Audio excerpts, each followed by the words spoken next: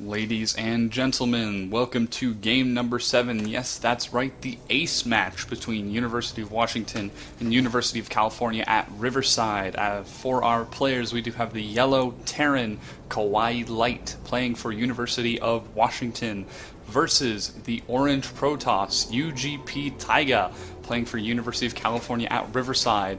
The winner of this game will advance to the grand finals of CSL Season 5. The losers, unfortunately, they get nothing but a little bit of publicity from yours truly. That's just me casting these games. Yes, these games already did happen, so I suppose this is the publicity that they do get and deserve and receive for making it this far in the Western Division bracket. So I am looking forward to this game. This is a very, very exciting match. As I've said, the winners will advance, the losers will not. So ace match, daybreak, ready, go. So it does look like we do have Taiga scouting around. This is just a very, very long rush distance map. I wonder if we're going to see Taiga put on any forward pressure. He did put his first pylon down in his main, so we're probably not going to see a very, very forward first expansion. Looks like it does look like Taiga is going to be safe. Barracks is now going down this pro, probably going to try to harass the SCV a little bit. Yep, there it goes, and the SCV immediately jukes to the other side of the barracks. 2 more SCVs being pulled to deal with that. Oh, and they might get a surround. No, they do not. So this SCV will continue to build the barracks unhindered. We do have a gateway going down. Looks like we might see a gas. There it is. So standard opening so far. No cheese. Unfortunately, both players want to play safe. They know that this is an important game with the rest of their team watching. So kind of a big deal for both players to have been chosen to play as the ace match players for their teams. So this is very, very cool for both players. And just relatively standard openings so far. We see a pylon going down. We'll see a supply depot in just a moment. Oh no, orbital and marine. No gas yet, so it does look like KawaiiLighT is going to be gearing up for an expansion relatively soon. We do have a gas and cyber core for Taiga. It doesn't look like he's saving up any minerals. He does seem to be saving up some chrono, so we may see some fast pressure with an early warp gate. But I'm not quite sure what we're going to see. And there it is. There's the fast expansion. Boom, right on the money. Dominic, you know what you're doing. And I'm not really sure if I should be referring to myself by my actual name, Dominic, or by my caster name, Satagis, yet, but whatever, man, I don't even care. This probe is just continuing to scan around, trying to see if there's any proxy hidden barracks all around the map or anything, and there are not. SCV now scouts, it sees everything, does see the chrono on the warp gate for the stalker, and I don't even know what I'm saying anymore. It does see the chrono on the warp gate and the stalker. We do have a forward bunker going down for KawaiiLighT. Looks like he's just going to play nice and safe. Early defensive play. A couple of probes running around the map, trying to see if they're going to drop any forward pylons or anything. Zealot chasing away that SCV. Where's this SCV going? I'm not sure quite what he's doing, but I guess that's cool too. And here comes the probe. It's going to scout. I believe the probe doesn't know, and the Marines need to push forward and kill that probe. The probe is going to see the expansion. There it is. The probes do know what's going down, but that's okay. Taiga also expanding on his own, so it does look like we are just going to have a mid-game, no early pressure, just relatively nice, good old-fashioned mid-game timing. I wonder if KawaiiLighT is going to try the same build as his teammate Akayax just tried to pull off in game number 6 with very, very large number of Marines with transition into Stalker Viking to try to deal with Colossi. His opponent, UGP Fabled, was able to take the win relatively easily thanks to a very, very fast 3-3. So that just won the engagement straight up for him. I'm not sure if this Zealot and Stalker are going to try to do any damage. KawaiiLighT does have vision. Let's see if he tries to get out. I believe Taiga is just trying to bait some damage on the Marines, but KawaiiLighT playing nice and safe, not going to be fooled by these crazy shenanigans by the increased damage. And whoa, very, very fast third Nexus before the second even finishes. So it does look like Taiga is just trying to macro up and get away with as much as he can. Really taking a chance with this, especially with the early stim going down on the Marines. Doesn't look like 2 gases have been taken, so we are going to see a factory go down right about. Another command center. Oh my goodness, both players looking to play a very, very awesome long macro game. KawaiiLighT not even aware of that extra CC, but will he see it? Oh, actually he did see it, so he does know what's going on. Never mind. We do have a small group of Marines, 6 Marines, going to see if they can do a little bit of damage maybe, or just run around the map, just take some map vision.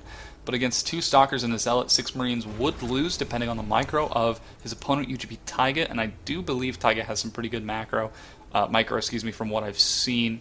So this Stalker is just going to walk right into those Marines. Oh, let's see. Oh, no, down goes the Stalker. That's so expensive this early in the game. So really just kind of some unfortunate scenario for our Protoss player, uGpTaiga. And it does look like KawaiiLighT is going to try to push forward a little bit, see if maybe he can put some pressure on this Nexus. There are 3 sentries and a Zealot out. Warp Gate is finished. There are 3 Warp Gates, so Taiga should be able to defend this relatively well. He does not have a pylon down by this Nexus to defend it, so it will be a bit difficult as the units will have to run down from the natural. And these, let's see, we just have more Zealot Sentry going on right now. And here we go. It does look like KawaiiLighT is going to put on a bit of pressure, dropping a bunker, 2 bunkers immediately, bringing the units in, getting 1 probe, and now just going to attack the Nexus. KawaiiLighT, how does he respond? He's pulling his units in. Taiga, how does he respond? Pulling the units in. The sentries and Zealots are now there. Let's see if they're going to try to snipe those SCVs. They managed to get the SCVs and defend the Nexus very easily. These 2 bunkers do need to be salvaged. There they go. Cancelled, excuse me. So it does look like that was defended. KawaiiLighT in the meanwhile has dropped a factory and a medevac, a factory and a starport for probably double medevacs. Going to see if maybe he can do some drop play, get some harass in this nice naturally wide open main for the Protoss.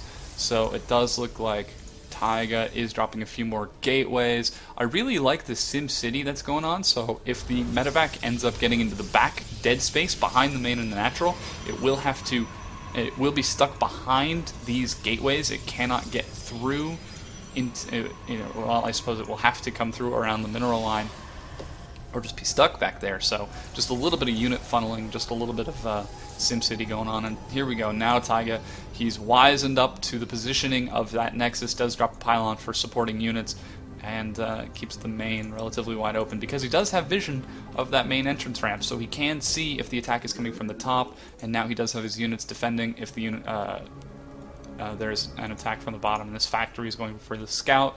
According to Dustin Browder, the factory is the world's most expensive scout, as factories are hardly used. So we do have some more medevacs coming in now. It does look like we are going to see a little bit more pressure from KawaiiLighT. I'm not sure that I agree with this early pressure. The Observer swinging back, the Stalker falling back as well. Once again, I'm not sure I agree with this pressure, just as we saw how early that early game pressure was ineffective. And picking up, it does look like there will be a drop going down, but there is a pylon scouting. It will see everything that's going on. And actually, these 2 medevacs might pass by it. No, they're going to go right over it, so Taiga will know what's going down. Let's see how he responds. Will he warp in? Oh, he doesn't have a pylon there to warp in. He's going to have to warp in behind the forges. And there are the units. Taiga not warping anything in yet. KawaiiLighT doing tons of damage. The Stalker's now coming in to see if they can pick off, do a little bit of damage. There's 1 Zealot being warped in. I'm not sure if anything was actually lost by that. Maybe a few probes. Look, 14 workers, a lot was lost from that. Meanwhile, a little bit of action going down at the bottom as well. This medevac just baiting back and forth, taking a lot of hits from that Stalker. Does need to be careful with that. And meanwhile, Taiga's army is positioned to defend both the natural and the third. There is an Observer out scouting. These KawaiiLighT's units did stim, so they did take a lot of damage, more damage to themselves than from anything else. And it does look like a very, very large army is now mobilizing from the third, and it will get caught by Taiga's Zealots and Sentries, so it does look like these units are going to have to pick up and get out of there. There is a stim to try to run away, and the units do manage to escape. There's the factory now just going for the scout. There was another drop from KawaiiLighT in the main, getting 4 more workers. Might get the forge, does manage to get the forge. These Zealots are going to have to die, or these Zealots are going to get a couple kills. The medevac at 7 health does go down. Oh, that's so huge.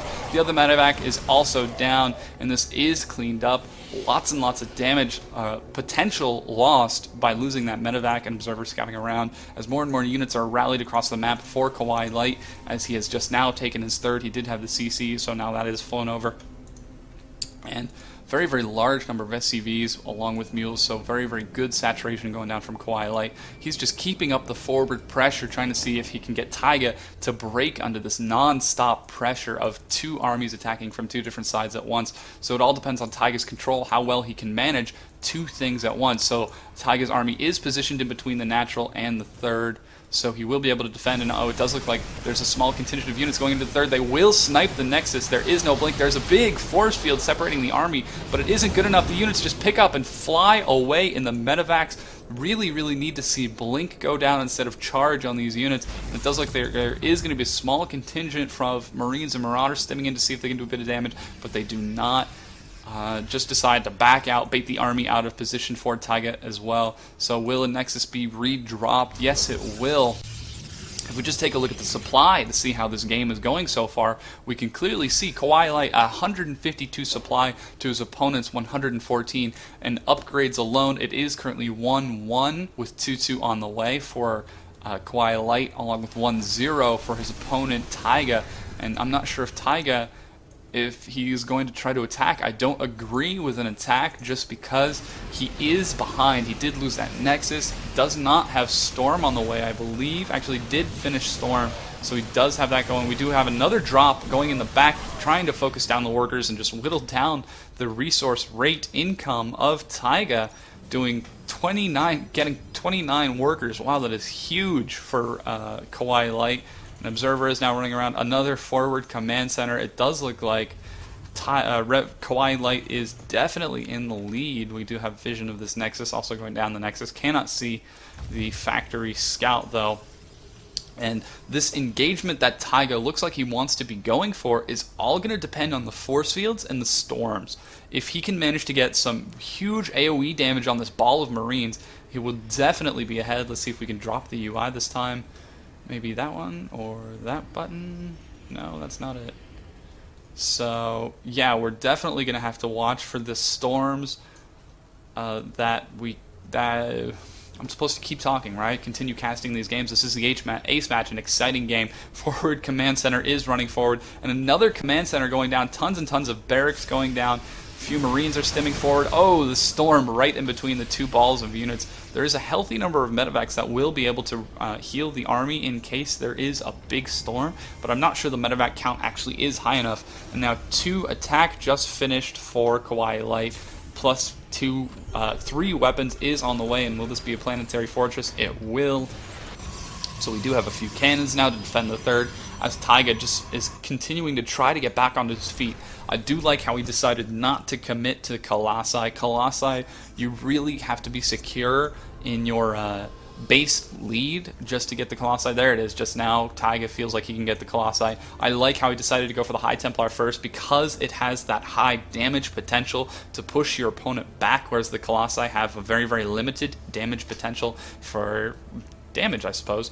And we do have a couple of ghosts now added into the army for KawaiiLighT for EMP. +3/+3 is on the way. If we look at the upgrades, it is currently 1-1 for Taiga, and we do have a Marine scouting, going to see the army, and it does look like KawaiiLighT is going to try to wedge himself into the third, or maybe go into the natural. And uh-oh, here it comes. Very, very large engage going on. We'll take a look at the High Templars. Some EMPs going down, big storms going down on the Terran army, but it just isn't enough. The damage of the Marine Marauder composition is so high. So much damage is being done, and another storm goes down, doesn't do enough damage as the ball of Terran units is still so huge. A High Templar does go down. There is a storm, huge snipes picking off the High Templar, so only one storm does go down. One ghost did get feedbacked, but it does look like KawaiiLighT is just going to push into the natural now. University of Washington does look like they are going to take game number 7, just judging EMP carpet bombing the army of Taiga. Currently 180 supply to 60 now, so it does look like KawaiiLighT will take the game for University of Washington. There it was, you guys just saw it. uGpTaiga GG'd out of the ace match, game number 7 between University of Washington and UC Riverside, meaning University of Washington will advance to the CSL Season 5 Grand Finals. And the link to these replays is in the description. Note, it does contain spoilers because it references the CSL page. So this was a very, very exciting series. We saw some excellent play from University of Washington and University of California at Riverside. And I'm looking forward to see University of Washington continue to play just as well in the grand finals if I can ever get my hands on the replays. And yeah, so I'm going to continue to cast some more games from the other divisions, and eventually, maybe when they release the grand finals replays, I'll get to those too. So thank you guys so much for watching, and I'll see you guys in another series. Thanks. Bye.